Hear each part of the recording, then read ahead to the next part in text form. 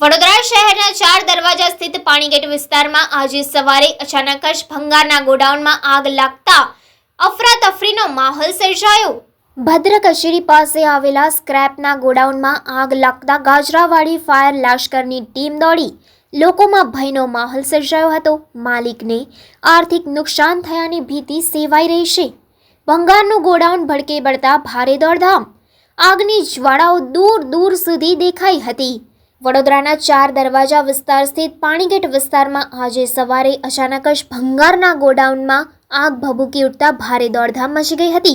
આગની જ્વાળાઓ એટલી પ્રચંડ હતી કે દૂર દૂર સુધી સ્પષ્ટ દેખાઈ રહી હતી, જેના પગલે આસપાસના વેપારીઓમાં ગભરાટ સાથે બહાર નીકળી આવ્યા હતા।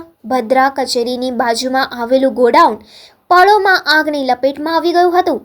આ વિકરાળ બનેલી આગે ભંગારના સામાનને તાવડીની જેમ ચાટી નાખ્યું હતું। આ ઘટનાની જાણ થતાં જ ફાયર ફાઇટરની ટીમોએ સ્થળ પર દોડી જઈ પાણીનો મારો ચલાવી આગને કાબૂમાં લેવાનો પ્રારંભ કર્યો હતો। સદનસીબે કોઈ જાનહાનિ થઈ ન હતી। જોકે ઘટનાએ વિસ્તારમાં સુરક્ષા વ્યવસ્થાને લઈને સવાલો ઊભા કરી દીધા છે। આ ભદ્ર કચેરી પાસે એક ભંગારના ગોડાઉનમાં કંઈક હમણાં આગ લાગી હતી એવો કોલ મળતા તાત્કાલિક સ્થળે ગાજરાવાડી ફાયર સ્ટેશનથી આવીને અમે આ કંટ્રોલમાં કરી લીધું છે।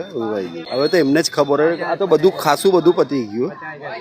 હા, કારણ જાણવા નહીં મળ્યું શાનાથી થઈ।